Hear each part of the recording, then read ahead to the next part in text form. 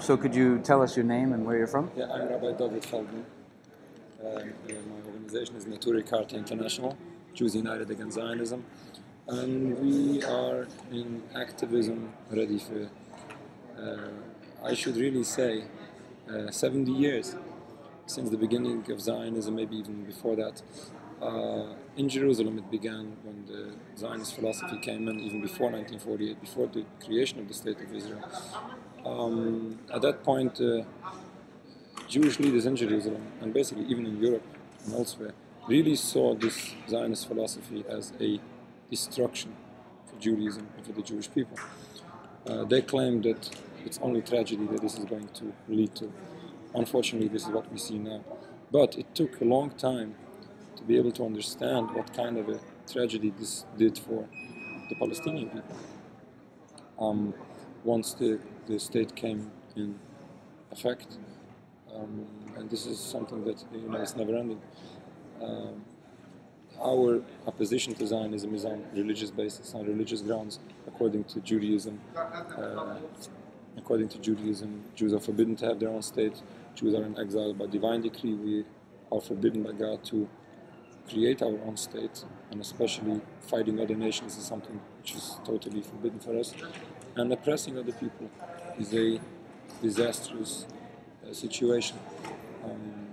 We are embarrassed when we see the situation in Gaza. We didn't see it in person yet, but we know this from the news, at least from the alternative news. We can see the reality, what's happening there. So this is a tragedy for you, not merely for Palestinians, but actually for Jews and for Judaism. Yes, on the religious basis, in practical terms as well, because this is a real tragedy. Since the coexistence between Jews and Muslims, between Jews and Palestinians in particular, was a very nice coexistence, and we know the history. We have testimonies of, even rabbis still alive now. There's one of our senior rabbis, a Palestinian Jew, who almost joined us on this journey, but it was too difficult for him. I believe he's 80 years old now, and he really would say stories. He would remember the nice coexistence between the Jewish neighbors and the Palestinian neighbors, and this was like destroyed. For what reason? Why? Just for nationalism and for politics. This is really a disaster for all of us. So, how did you find out about the convoy? We found out about George Galloway visiting Brooklyn, which is close by to where I live.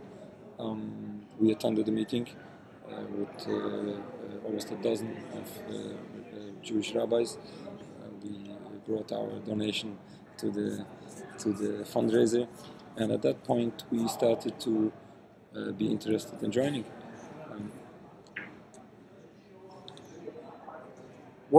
And finally we decided to come. It wasn't that easy decision. It was really hard and critical. We had many options of other rabbis to attend, but finally it worked out this way, and we're really hoping to enter Gaza, hope with God's help, to show, it's basically what we want to do is we want to bring a message from the Jewish communities to the Gazan suffering people, how we feel their suffering in the past, in the present, and in the future. We really hope, and we're eager to do whatever we can to help the situation, especially when it's being done in the name of us, in the name of Jews, in the name of our religion, and which is very wrong, and it's not in our name, it's not in the name of our religion. And the other part of it, what's very important to me is to go to Gaza and bring home a message that people really ask me, aren't you afraid to go to Gaza? Who knows what's going to happen with you there? And this is something very painful, because people really, even if you find anti-Zionist people, they would still, it'll be like ingrained in them that those people are dangerous, and who knows what they're going to do to you. I personally have much experience with Muslim lands. I personally visited many occasions, and I am strongly convinced on the beautiful hospitality they show to everyone. They have no problem with Jewish people as long as this political Zionism is put aside. Once this is very clear that this, like Jews without any political connections to Zionism, then I'm convinced that in Gaza wouldn't be different. I'm like imagining this so nice, beautiful welcome they would show to the entire convoy, and especially I really am convinced there's going to be a special welcome to these Jewish people joining them. So and this is a message that has to come out to our Jewish communities and to the entire world.